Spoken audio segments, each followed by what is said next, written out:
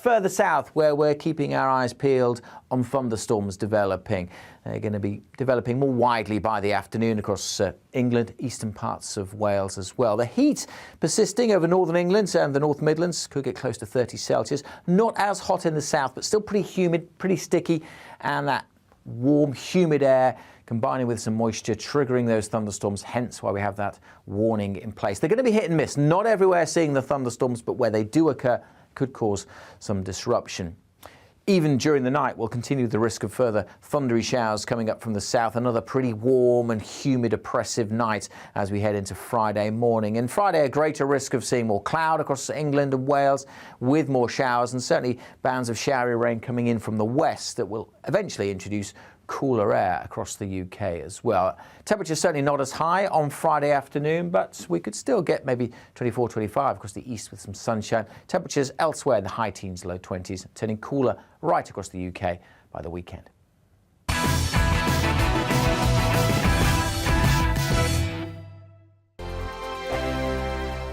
We are GB News. We're right across this great nation. On TV, on radio, on digital. Absolutely everywhere. We don't talk down to you. We embrace all voices.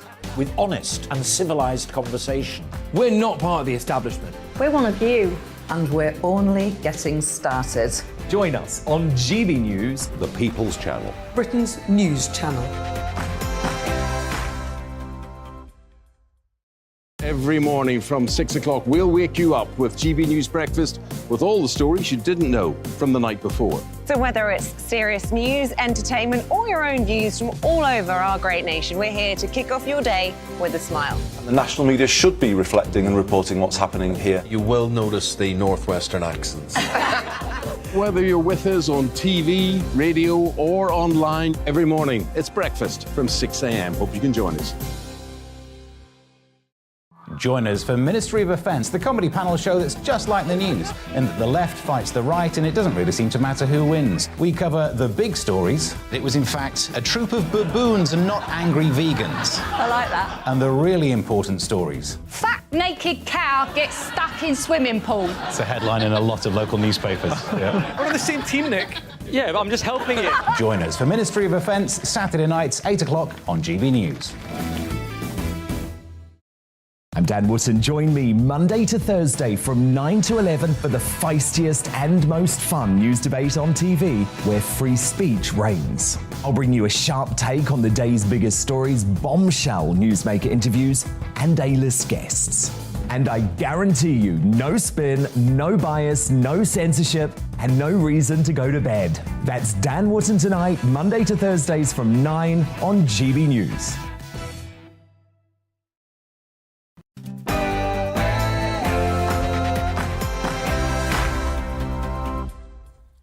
Good evening. Welcome to Headliners. I'm Simon Evans, and very shortly my comedy guest and myself will be going through Thursday morning's newspapers to see what they have in store for us.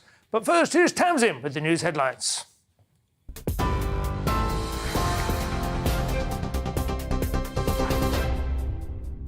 Simon, thank you. Good evening from the GB newsroom. The RMT says rail strikes will go ahead tomorrow after talks between unions and train companies broke down. It's accused the Transport Secretary of wrecking negotiations, a claim Grant Shapps denies. Rail staff are concerned about jobs and working conditions, and they're demanding a pay rise in line with inflation. Only 60% of services have been running today, despite there being no official strike. The Labour leader has accused the Prime Minister of failing to prevent this week's national rail strikes ahead of two crucial by-elections tomorrow. Sir Keir Starmer claimed Boris Johnson had refused to meet the unions representing rail workers ahead of the industrial action. But the Prime Minister hit back at Sir Keir, saying it was a disgrace. Labour MPs had joined the RMT on the picket lines outside railway stations. Strikes, as he knows, it is up to the railway companies to negotiate. That is their job. We know why he takes the line he does. We know why he won't condemn the strikes. We know why even now he hasn't got the gumption to call out his MPs who are going out to support the pickets, Mr. Speaker.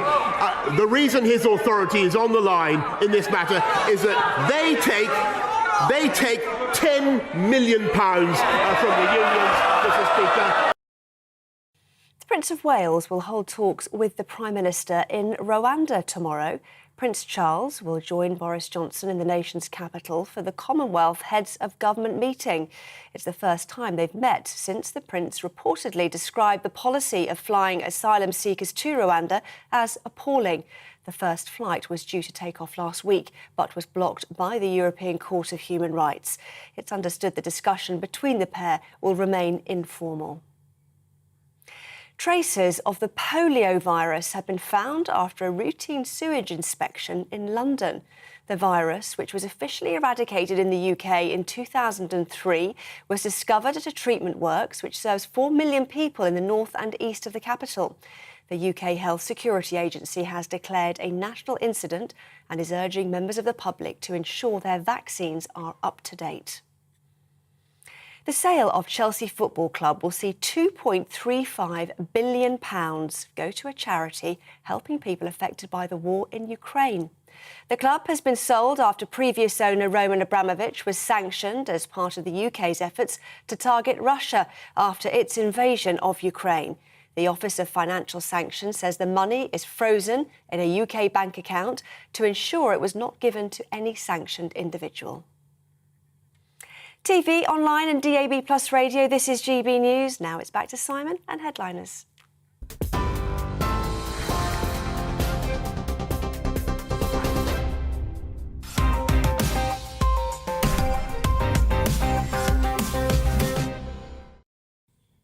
Hello and welcome to Headliners. I'm Simon Evans. Joining me tonight, two people whom I've got to know very well over these last few months and who I now like to think of as strictly work colleagues. It is Leo Kearse and Diane Spencer. Good evening. As you know, the producer writes these links. I feel a good deal more affectionate towards it. You dig out of it now, Simon. Just own it, Simon. But of course, we're now in a situation where I'm not always in charge. Obviously, tomorrow night I'm going to be over on your turf. That's right. I'll be the team captain. Defence. Yeah. So I've got to try and keep in your good books. Yeah, you should. And she's on the opposition. So you don't care? I feel like it's quite an interesting... I mean, it's probably quite healthy, isn't it? I do wonder sometimes whether it would help with Prime Minister's questions if Keir was in charge once in a while.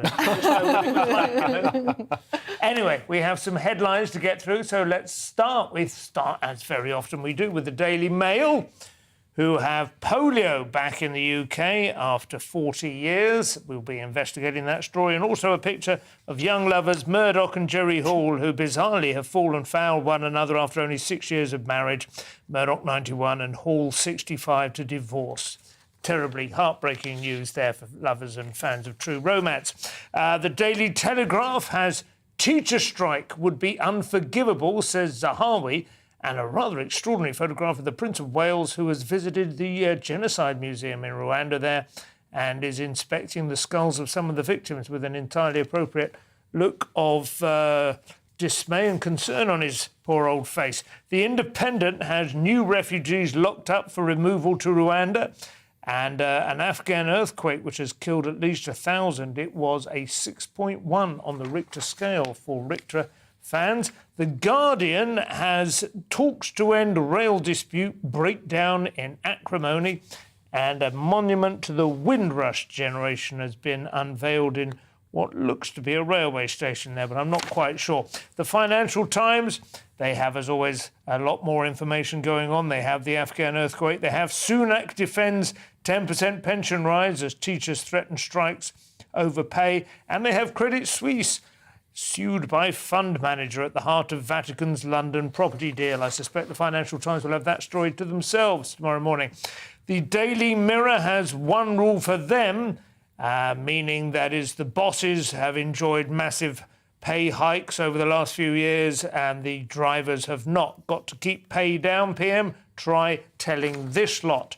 The Times have gone with unions pile pressure on bosses after 7% pay deal, and Prince William, who is picking up the racism baton. He says Black Britons still face bigotry.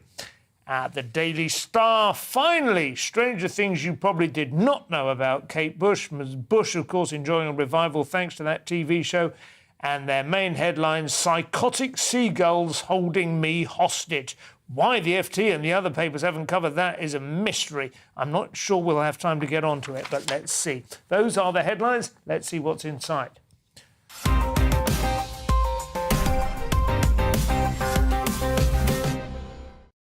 So we begin with Thursday's Guardian now, although the other papers, of course, also have it. And another day of travel chaos looms, Diane. Yes, well, so The Guardian are going with talks to end rail dispute breakdown in acrimony. So, obviously, everybody's blaming each other in this situation. You have the RMT saying, well, they have refused to even turn up at the negotiating table. Grant Shapps is saying they're lying. And Network Rail is saying, we're not being puppeteered by the government. That's not true, and everybody's panicking and blaming each other, and it means that obviously the strike's going to continue, which is going to penalise mainly the hospitality industry because a lot of white-collar workers learnt how to work from home during the pandemic. Yeah. So, as per usual, the poorest off are the most affected. Yeah, if you can stay home and make your own sandwiches, it might become more of a habit, mightn't it? I did think that when they started. They're in between two possible aspects of this, which I find quite interesting. On the one hand, they are leveraging, I would imagine, the degree to which people rely on the railways, especially with diesel and petrol prices as high as they are. A lot of people who might be 50-50 on how to get into work will suddenly be thinking, pay the drivers a little bit extra because I do not want to have to start driving into work.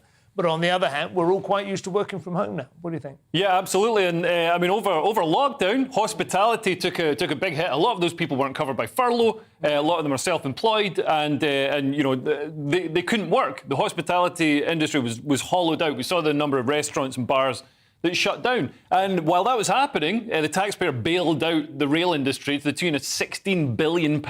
Yeah. And now they got to stay at home, doing even less work than when they're at work. And now that everything's back to normal, they're like, we want more. I don't know. And also, they're sort of using this bullying power because they do have incredible power. Yeah. The unions to demand stuff, and they're saying, this is going to cost the country £100 million a day, so that shows what we're worth. And it's like, that's not what you're worth. I mean, if we close down all the power stations, all economic activity in the country would completely cease. It doesn't mean that the power stations are worth the entire GDP of Britain. No, you're absolutely right. It's a sort of labour theory of value kind of idea, isn't it? Which went out of fashion, I thought, shortly after the Bolshevik Revolution.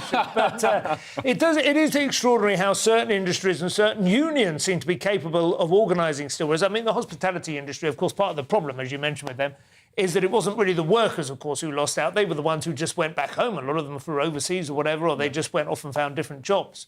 And so it's the people who own restaurants, people who run these kind of things who are really struggling. The RMT seem to have some really good old-fashioned sort of organising power. It's quite impressive, isn't it? And old-fashioned is exactly the key word, because the Daily Mail have published an article showing the antiquated practices unions are striking to defend. Right. And these are incredible. Some of the rules are said to date back over 100 years, including they cannot schedule single individuals to go and perform tasks. They need to schedule teams. So we've got a brand new joke. How many RMT workers does it take to change a plug socket? Yeah. 9. 9. Wow. 9. It's insane. And they can't even... Is that serious? That is an That actual is actually fact. serious. Yeah. And they won't share the same van. So it means that when you need to change a plug socket, you've got a fleet of 9 vans turning up. I mean, I wonder that, when the trains do run, when they say, there's a signal failure, you think, well, how long does it take to fix a signal failure? With these rules, you can see why it takes so long. Yeah, and you always see unions marching at climate change protests, but then they're demanding a van each, like they're Bono. It's ridiculous. There's one that caught my eye out of these ridiculous regulations, that if they're on their lunch break, I think it's up there, if they're on their lunch break and a boss says something to them, just opens a conversation, not on any particular work-related, the lunch break starts again from that point. Yes. It's like some childlike staring contest or something. You blinked, we have to start again. Quite extraordinary. On to Thursday's Sun now, a new day and a new virus, Leo. Yeah, so viruses obviously are more newsworthy than they were a couple of years ago, but polio is apparently spreading in the UK for the first time since 1984. So experts have detected polio in a London sewage sample, or several London sewage samples since April. So it's a clear sign of a community outbreak. So they're urging everybody to make sure that your kids get jabbed, because obviously polio used to be an incredibly dangerous disease that killed people, crippled people.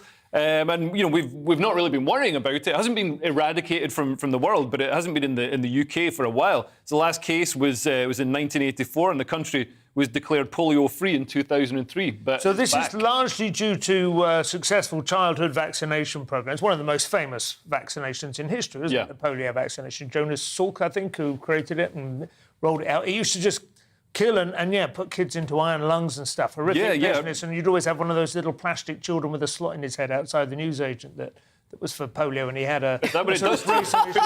In your forehead. Horrible business. But I'm not quite clear whether this... I mean, the sewage testing, this suggests that somebody has actually got it in the UK. This is more than one person. So a community outbreak. So it's spread from person to person. So presumably it's been brought in from another country, Yes. right? It's not just sort of blown over on a... No. Do we have any idea where from? What They did list some countries. They said that the UK Health Security Agency, experts believe, so they don't know, but they believe a traveller likely from Pakistan, Afghanistan or Nigeria has shed the virus. Right. And the thing is that they keep detecting the virus. That's not the past Shed. participle I usually use when it comes to sewage, but I can imagine what I'm saying. Yeah, okay. I'm going out to the shed, dear. You're doing what? In the garden? That's disgusting. But they keep detecting these samples over and over again since May.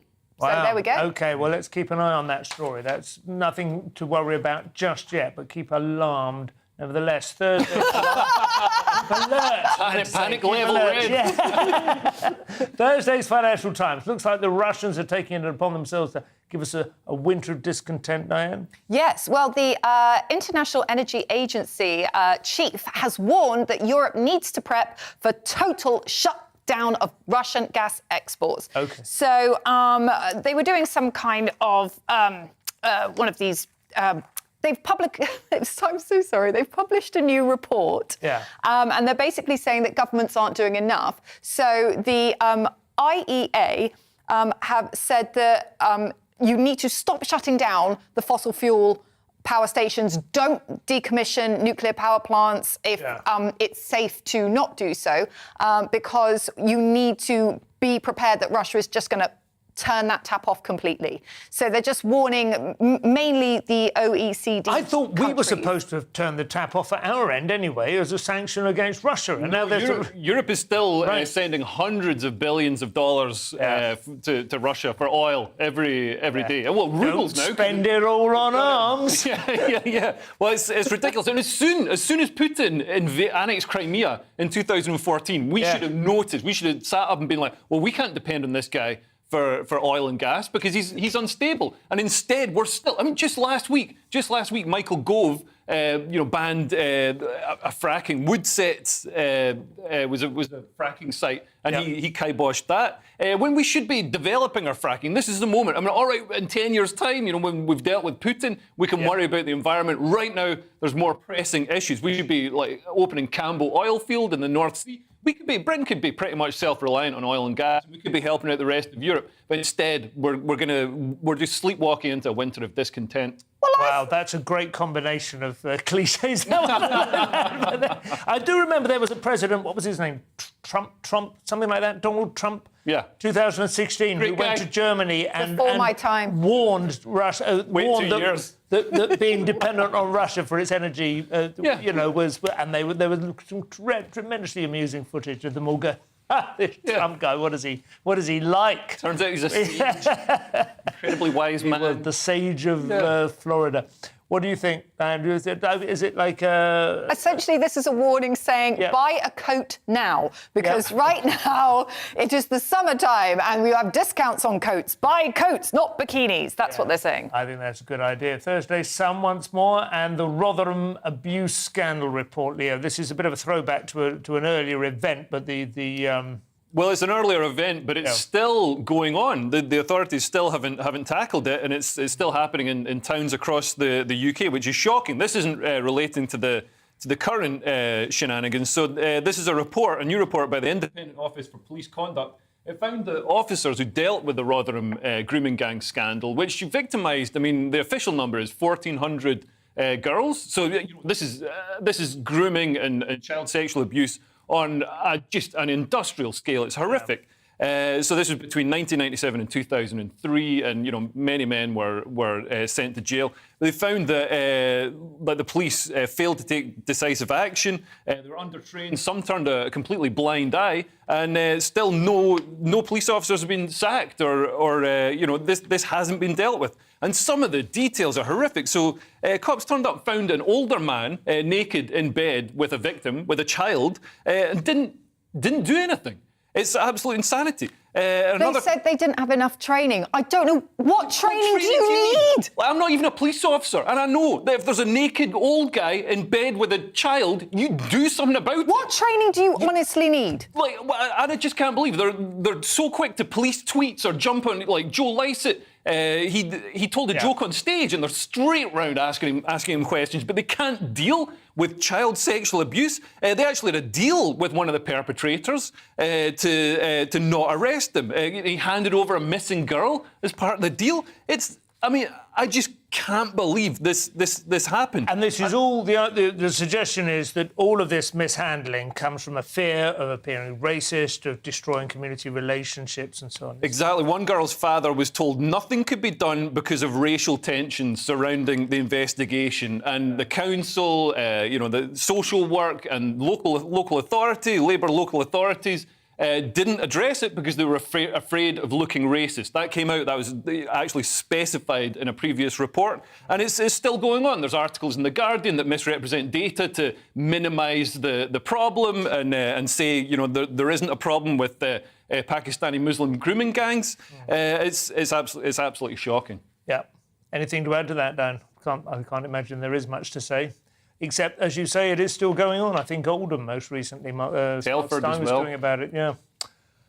Thursday's Mirror, our final story for this section. A tragic finality to the British man caught up in the Russian war, Diane. It doesn't look good. Yes, so Aidan Aslin, 28, was captured while battling the Kremlin troops in Mariupol, and he has been sentenced to death by the unrecognised Donetsk People's Republic, which is the breakaway eastern region. Yeah. Now, Aidan actually moved over to Ukraine in 2018. It's been his home. He has married a Ukrainian woman. So when Putin invaded, he is not the British mercenary that they are touting him as. He lives there. It is his home, and he was defending his home because he has experience fighting in the forces. Now, Liz Truss has been in touch and has been negotiating with the Russians, but they are pushing this psychological torture on Aidan, from what I can tell, because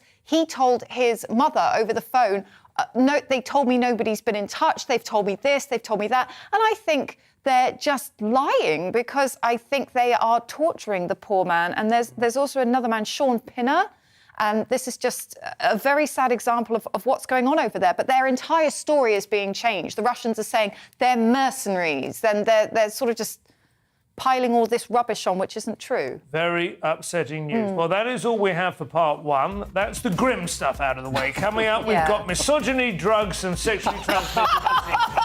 That's the standard weeknight for Leo. See you in a couple of minutes.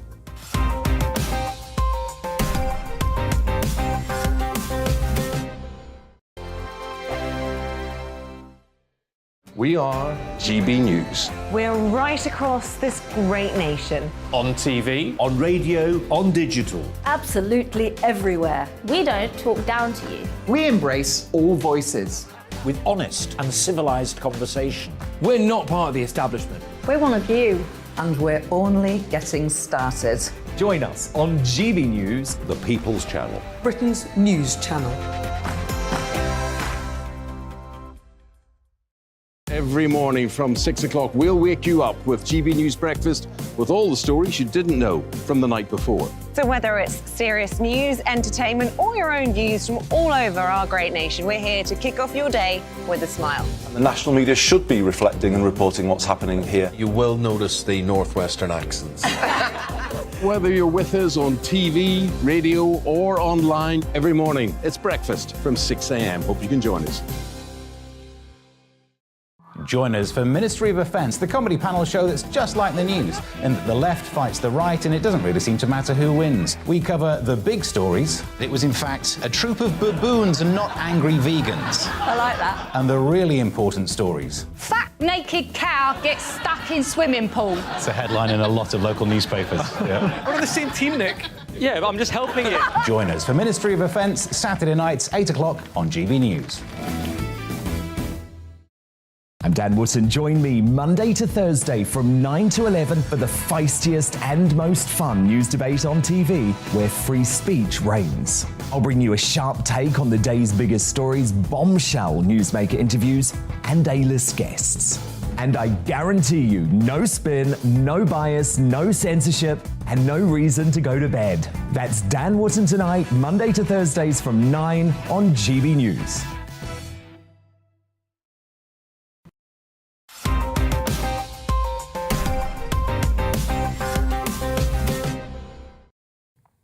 And welcome back to Headliners with me, Simon Evans, joined by Leo Kuss and Diane Spencer. So looking at Thursday's Guardian now, and one of the most contested topics of our time, Leo.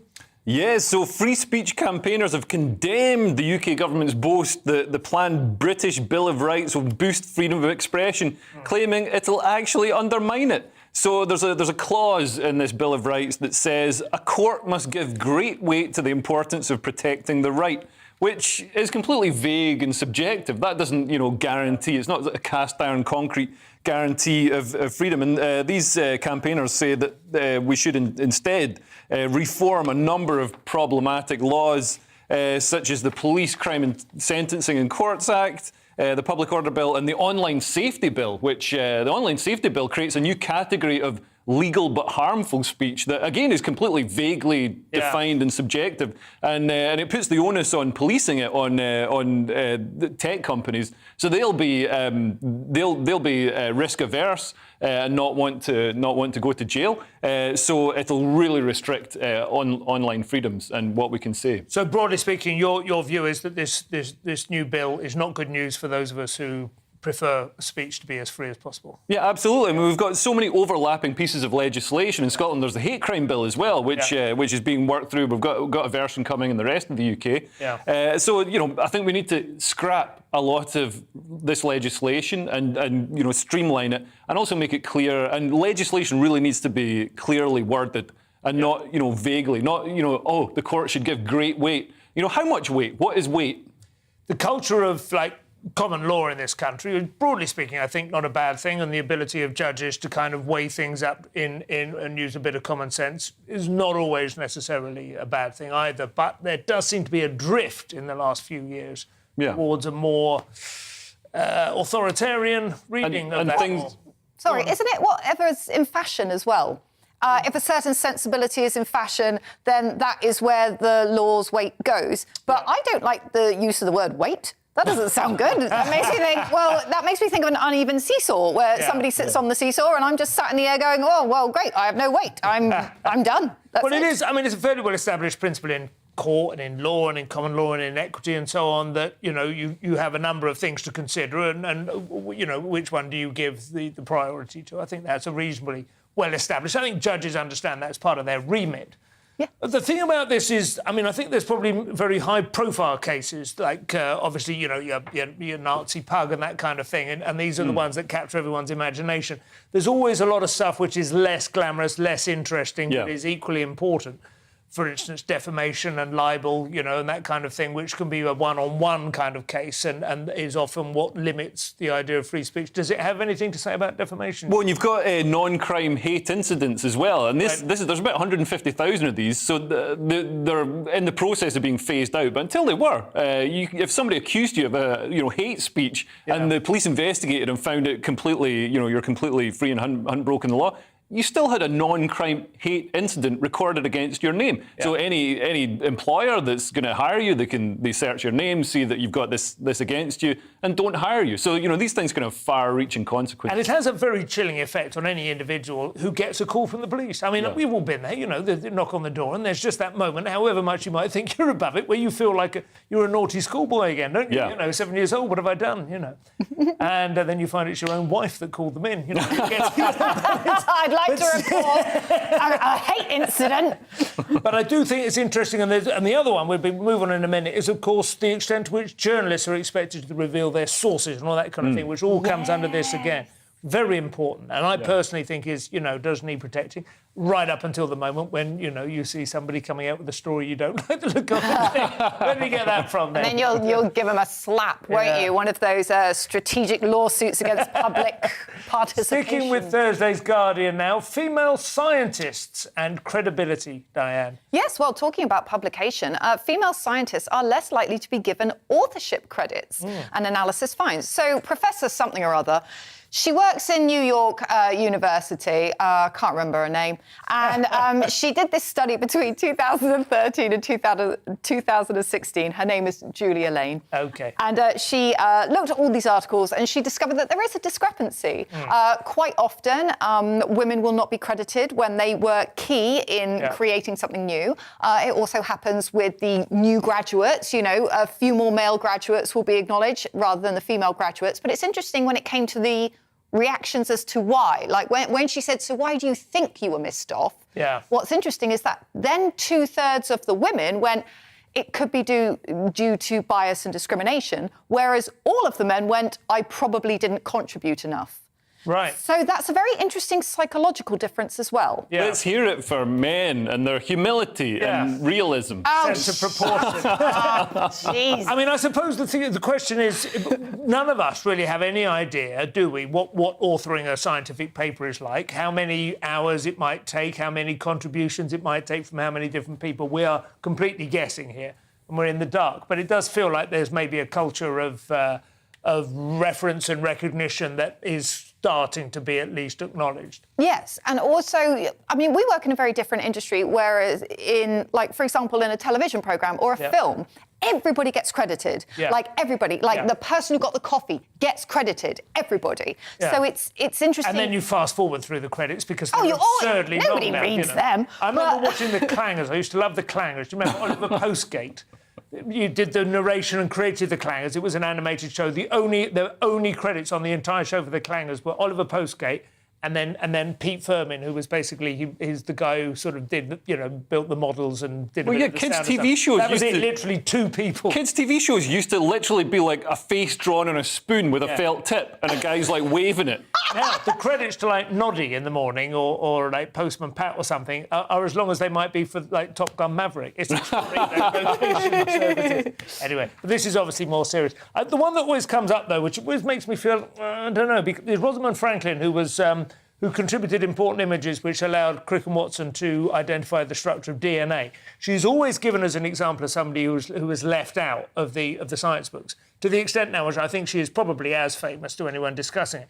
She took the photographs, which, I mean, photographs might be a slightly inaccurate word, but she created the images which allowed them to determine the thing. She didn't work out what it was. More to the point, she was dead before they awarded the Nobel Prizes, which eliminated her from being a possible recipient. The very fact that she is always given as the example makes me suspect that maybe there aren't more legitimate examples of people who've been excluded from scientific... Do you know what I mean? Oh, I don't know, maybe but I saw it was in the same story. It was in the newspaper again on the same thing. If there were more legitimate examples of outrageous, prejudice which have been shown by the scientific community in the past, do you think they'd start to bubble up by now? This was 1953 or something, I think. Well, well, there we go then. Simon has issued a challenge to all the female scientists out there. Have you been missed out of your paper? Please contact us at GBNews. On to Thursday's Times, and it seems the Scottish prison system is lacking in the creative problem-solving department. I mean, I hate to shock you both, but apparently there's a lot of drugs taken in Scottish prisons. Wow. So, but the boss of one of Scotland's biggest prisons says it's impossible to keep them out, so he's not going to try. Also, he needs 9 people to change a plug socket, and if you start talking to him when he's eating his lunch break starts again. But yeah, I mean, this is maybe symptomatic of the SNP's overall approach. These approaches filter down from the top, and the SNP's approach, Scottish Government's approach to tackling drug deaths has been catastrophic. They've spiralled. They're up like I think 4 times since the SNP came to power. 1,400 people died. That's what last year happens from when you drugs. elect a single-issue party to actually run the country. Yeah, they don't care about anything else. Does seem to me that I think there's a little bit of fudge going on here, because I would have thought they like having drugs in prison, because basically if prisoners have got the drugs that they're used to taking, there's probably less chance of trouble, isn't there? I think they're allowing a certain amount. I think it depends. It depends on the drug. It really does depend on the drug and how the prisoner themselves react to the drug. I mean, to me, this story just says this guy is not trying. I firmly believe there are prisons all over the world that haven't got a single drug in them, and I think this guy has just given up. Yeah. I think he's just not willing to put on the rubber glove. I think that I've played a game called Prison Architect, where you build your own prison. Yeah. You are a warden. We've all had drug problems, guys, but I fixed my drug problem. What do we think is the point of egress then? Are they kind of being floated in on little sort of drones, or are they coming in via the warders? That's the warders are like the nightclub bouncers in this situation. Right? Well, there's doubtless, drugs are getting in through warders, but because of synthetic drugs, they can smuggle them in apparently on bits of paper. So they soak as bits of paper. Yeah, so they soak the paper in the synthetic cannabinoid, and then you can just write that's why if you know how to write, you can write a letter, you can draw a picture, send it to your dad. Yeah. Oh, they were saying as well that there was a lot of concern that they were denying access to library books to prisoners. Very and the reason was because they were smelling libraries. Exactly. Yeah, tasted weird. Let's try that. Thursday's mail now, and it may be warm outside, but a word of caution for those thinking of taking a swim in our rivers, Diane. Yes, well, talking of drugs, good grief. So almost half of the world's rivers contain dangerous levels of prescription drugs. So it turns out that researchers from the University of York have found unsafe levels of drugs, including antidepressants, antihistamines and painkillers, in 43.5% of sites across 104 countries. So in 104 countries, there are fish, and they are not depressed, and they are not sneezing. And they're not having allergic. a great time. No, they haven't got that weird sinusy feeling. No, in their they bump gills. into things, and they're like, I didn't feel a thing, guys. This river is great. We should swim here all the time. Doesn't sound too bad, does it? Are these at levels that a human might actually ingest and experience anything? We're like how many David Welling fish? swam open-mouthed up the Thames. If you're in jail in Barlinnie in Scotland, how many fish have you got to eat? Well, tuna is actually a prison currency because, no, it is. They've moved on from cigarettes. This is health-conscious prisoners. Well, yeah, it's because they're all working out, and tuna is a massive source of protein. And so if the tuna has come from the rivers, oh, my God, they're going to be like, this tuna's great. I feel so mellow. As long as it doesn't have estrogen in, because that will counteract the effects of working out. Well, this is the thing. I mean, there's apparently a rise in estrogen in water supplies, and also in British waterways, they've found fish with cocaine, ketamine, methamphetamine, pesticides, and other. Town. This is a single fish. The estrogen thing is quite worrying because sperm counts have halved just in my lifetime. I mean, I'm quite old, but. Well, this is Alex Jones, isn't it? You're turning the front ski! Thursday's Express. Forget polio. This is the one Tinder generation should be worried about, Leo. Yes, we've got another disease. Scientists. Ring a bell. Scientists are just they're missing COVID and they want another disease to come back. So it's the clap. It's gonorrhea. So there's an antibiotic-resistant strain of super gonorrhea that may pose a global threat. Don't worry, it hasn't gone airborne. It's just an Austrian man caught it when he had unprotected sex with a prostitute while on holiday in Cambodia, which probably isn't covered by your travel insurance. I'm not going to lie, but this is it's resistant to antibiotics, so it's very hard to treat. And so if this spreads amongst the population, we could have a problem. It's not like the 70s when you watch Boogie Nights and things. Anybody who gets any genital itching, is gonorrhea the clap? I can remember. It's the clap. Yeah, apparently. I found that out here. And of course, we've now got monkeypox. And we've got all kinds of new ones. The pox was what is it? Syphilis was the pox, right? I think, and gonorrhea was the clap. Yeah, and some of these things are coming back as they become resistant to antibiotics. So 70s the news at the moment, isn't it? We've got Cold War, we've got Top Gun in the gym. Super gonorrhea. It's extraordinary.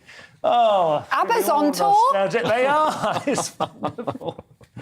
We got strikes. That's all for part 2. In 3, we will discuss the ethics of superior fighting techniques meeting inferior ones, why our faces are sex arenas, and the tragedy of the hungry seagull. See you in a couple of minutes.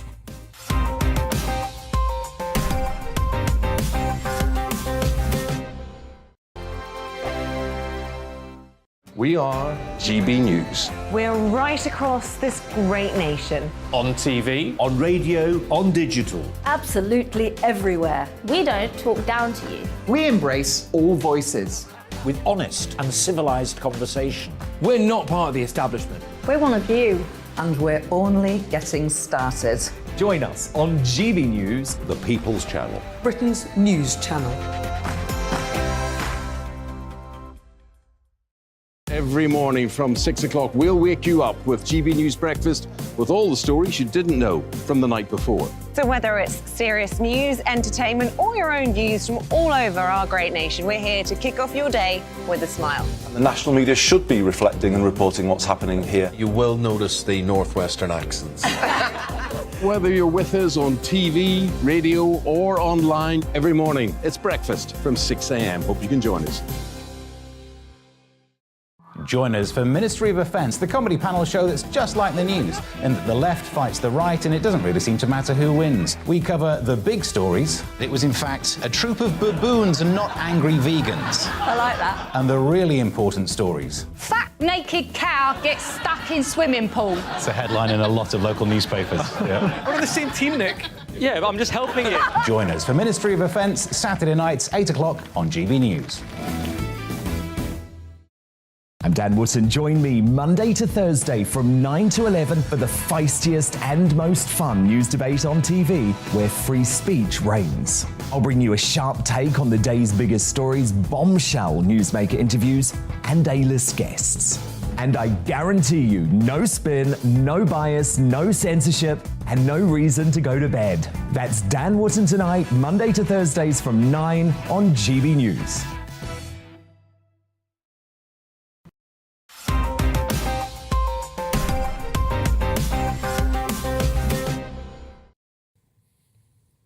Welcome back to Headliners. I'm Simon Evans. With me are my guests, Leo Kearse and Diane Spencer. So Thursday's Daily Star now. We get on to some meatier topics. A pertinent lesson in humility for the group of lads in this article, Diane. Oh, my word. OK, so prepare yourselves, everybody. So Box Park vows to stand by ex-boxer Julius Francis after bouncer suspended for viral KO. So Julius Francis, he used to be a boxer, very successful boxer, former British heavyweight champion, and he now works as a bouncer. And we have a video that shows what exactly happened. So let's have a look. You can keep talking. Yes, I'm going to narrate. So look at this guy with the blue Durex. So he's there going, yeah, come on then, I'm going to take you all out. Come on then. Shut up, I want to get in there and drink with all my friends. Now, Julius is this gentleman here. He's just appeared to the left. Yes. Yep. And he's wearing... You need to be able to do it like a sport, like Match of the Day, don't you, with a little red marker so you can watch how where he's going now. He circles around the back here like that. There's an angry... Julius, he's moving. There's an angry ginger man as well. That's not Julius. Julius is out short. Now, watch how aggressive the guy in the blue is. The guy with Julius the blue... flanks him. Yes, now he's watching... He's like he's trying to punch waiting people. for him here. He's waiting for him behind. So he's really kicking off. He's punching people. Yeah. He's definitely the guy... Julius, the circle's right, and he's going for Julius.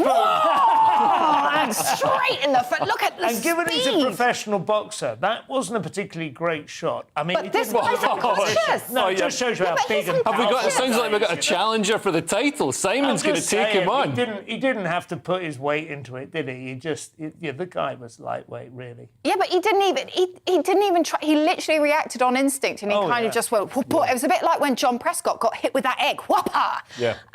But this guy was completely unconscious. So anyway, the guy is he's had a good character reference and so on, and the kind of general aftermath is that everyone feels this guy should be Well, he was momentarily suspended by the UK Security Industry Authority because they have a lot of rules governing how bouncers should behave. And obviously a bouncer being able to knock somebody out in one punch is mildly alarming. But his employer is behind him, and I think watching that video, so are most of us. And with any luck, Julius, we wish you well, and hopefully he'll be back to work. But the one thing I haven't managed to establish, I don't know whether you've got it there, but was this establishment like a bar, or was it more like a boxing gym? No, Box Park, isn't it supposed to be some kind of place we go to eat and things? You go for drinks. So the fact that it has the word box in it is actually, that's just... it's completely irrelevant, yeah. I was trying to work out whether they were in a bit of a sort of... I don't think Julius can use it in his defence. It says box. Yeah.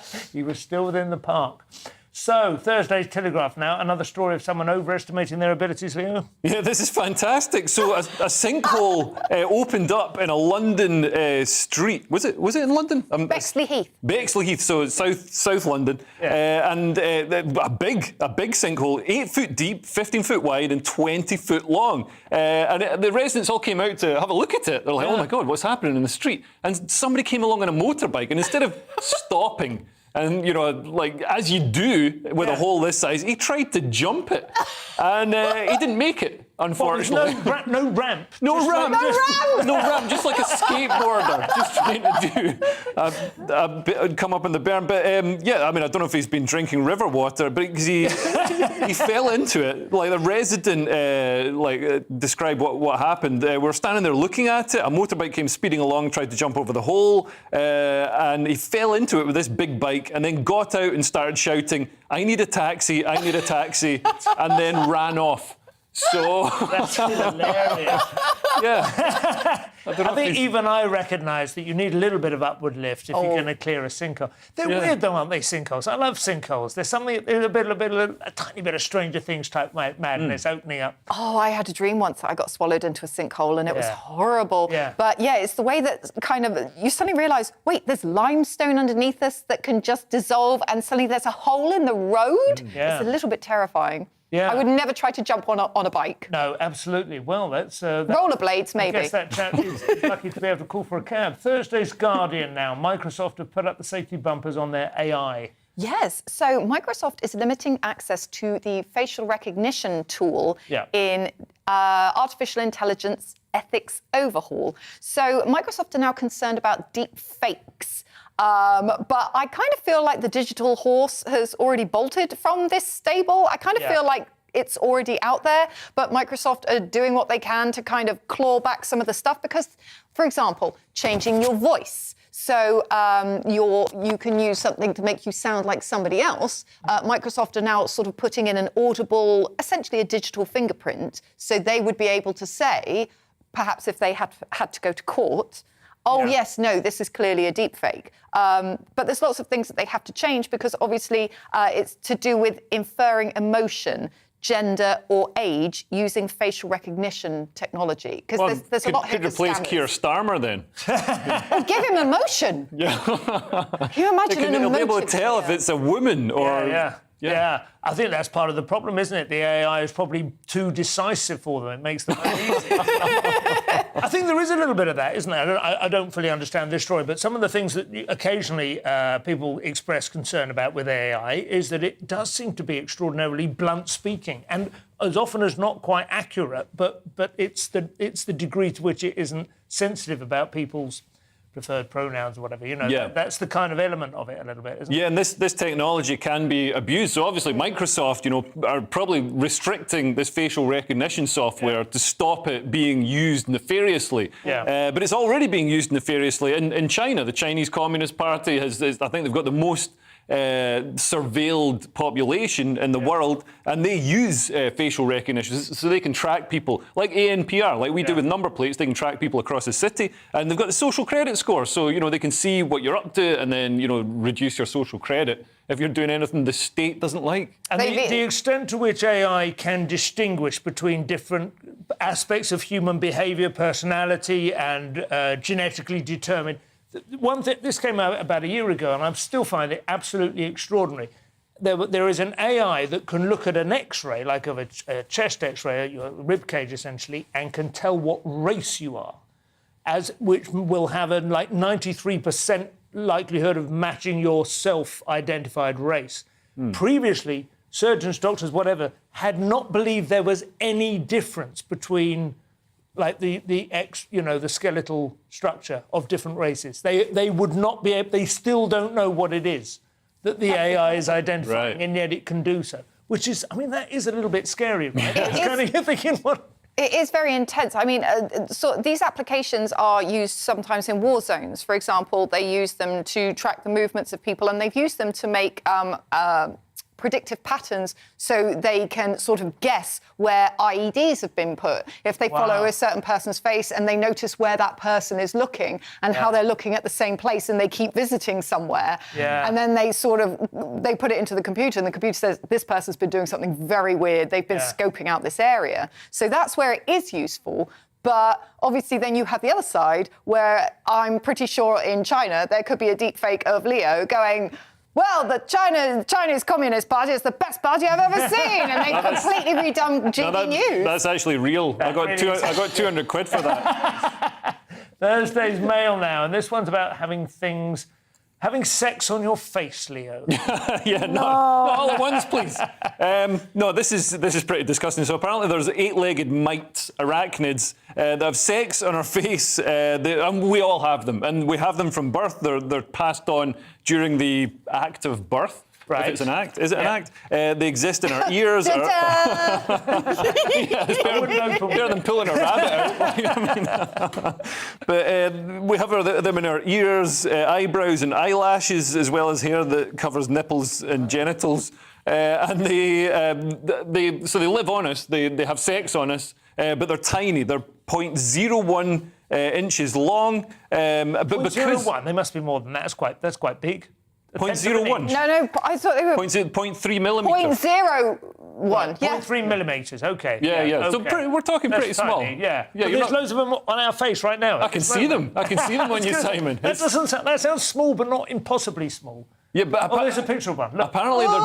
Apparently their DNA. So because they don't get infusions of fresh DNA into the, because they just live on us. There's no. They don't leave the host and come back on the host or anything. So they're losing a lot of their DNA. They're sort of reverting to a primal state. And apparently scientists think they're going to become a symbiotic part of our body and stop being independent animals completely. So when you say that now includes these mites. Yeah, they're going to go on strike.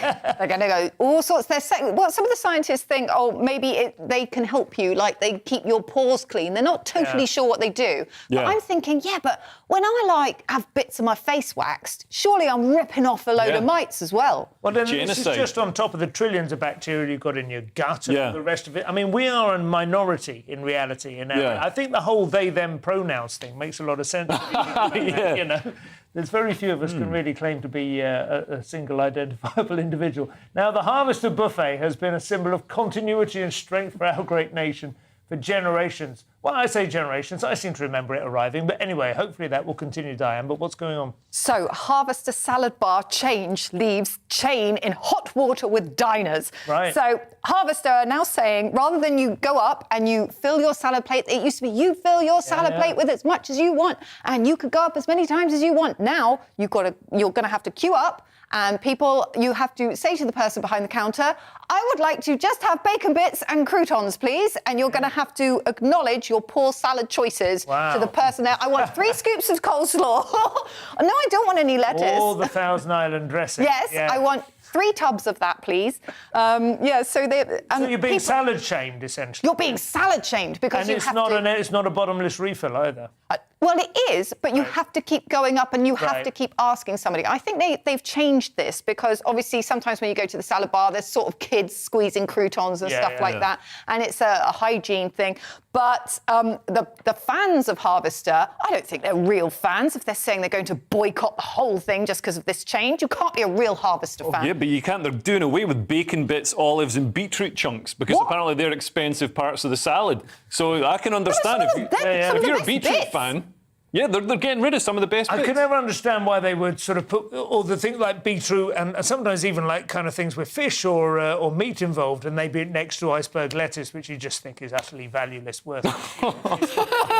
Speaking of long-standing traditions, Thursday's Guardian has one on the capitulation of Shetland's oldest. Yeah. So Shetland, which is it sort of sees itself as sort of independent to Scotland, they're very Viking, and they have an annual festival called Up Helly Viking Fire Festival. They probably pronounce it in a more manly way than that. By the way, is a popular one among Scrabble users. That's a kind of volcanic rock. AA.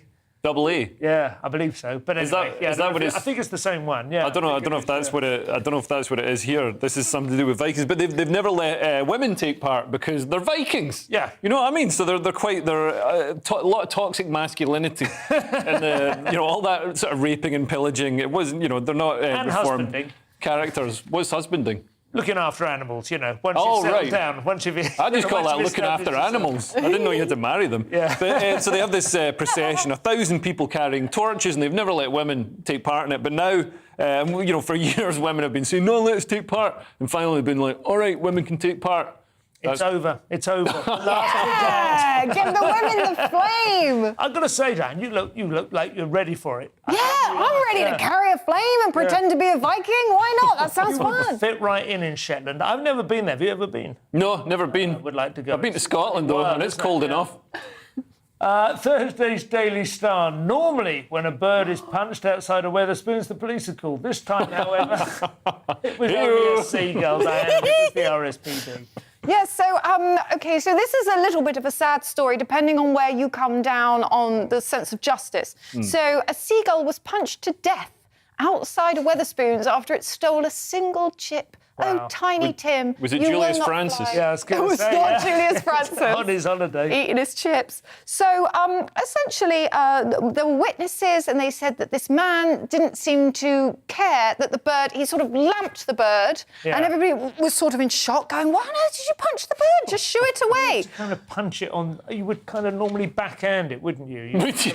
Is that what you normally do? Seagulls are big. Yeah. Like, you have to I know. I live in Brighton, and over there, it's yeah. How often do seagulls try to steal your food? One took a sandwich off me as I was walking down the road. Yeah, a whole sandwich? Well, I mean, a quartered sandwich. Yeah. Wow. Or a halved one. Yeah. Are we talking little English? Bits of it then fell out, but it flew off with the bulk of the sandwich. Right. Okay, so this guy. Loads of the time. Yeah, all the time with chips. Wow. So this guy decided to fight back, but he punched the seagull really hard. The seagull was apparently sort of like staggering around, and sort of somebody went over and picked up the seagull and put him to the side, but then the seagull died. The scene in Airplane, right, where somebody goes, oh. Well, apparently it sounded like a leather sofa being hit with a good wallop, so he must have hit it pretty hard. Yeah. So now it's being investigated. Wetherspoons are investigating, because of course, Britain is an animal-loving country. We absolutely we put animals above people, but that's got its limits, and I wonder if seagulls are the limit, because they're always stealing chips. They are owned by the Queen, though. That man has just killed a seagull, and the Queen owns all the seagulls. I thought that was swans. No, it's seagulls as well. They are protected. Yes. I didn't know it was royal, but they are protected. We had a gull lay an egg in a nest on a sort of dormer window outside our house, and I just rang up to see if somebody could do it, and he goes, you can't touch it, you can't push it off with a broom or anything. The only thing you can do, how about this? This is legal. You can drip paraffin onto the egg, and that will suffocate the little gull inside. Oh, my God, what sort of sociopath would do that? I had a mate who he said the traditional sailor's method, if to keep gulls and birds generally from landing on the deck and waddling around and getting in the way, is you have something that looks like a snake on the deck, because birds don't like snakes. Right. But we didn't have any rubber snakes, so I put a dinosaur out on the window, and it kind of worked. Well, that's the ancestor. Yeah, exactly. That's the ancestor of the bird. I think it's more like, I wouldn't drip paraffin in an egg. I'd take them on in close combat as an adult, like this man did. That's the honourable way. I quite agree. It's a more manly way of dealing with it. We finish on the male, and it seems the global reduction in levels of testosterone is coming home to roost, Diane. Yes, so there is a nationwide sperm shortage, which means that 75% of donated swimmers, lovely, come from abroad, and somehow it still manages to land in the cup. Isn't that great? So according to the Progress Educational Trust, 53% of men are willing to donate, but apparently there is a shortage, and a lot of people want to do IVF, but there is a postcode lottery as to whether you get funding for it or you don't. And the problem with getting sperm from abroad is that they are not due to the stringent health checks that we put sperm through in our country. So in our country, we do sort of screen them for various things, you know. Well, we had a story about it quite recently where people had gone black market essentially and had wound up with some very dodgy diseases. We had 3/4 of sperm coming from overseas. Priti Patel should send the sperm to Rwanda. On that note is all we have time for. Thank you to my guests. I've been Simon Evans. It's been an absolute pleasure. We'll see you again next week. Thank you very much. Good night.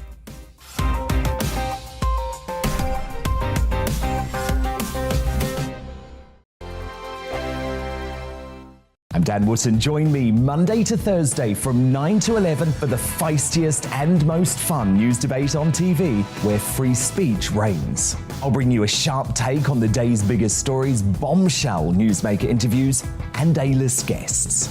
And I guarantee you, no spin, no bias, no censorship, and no reason to go to bed. That's Dan Wootton Tonight, Monday to Thursdays from 9 on GB News.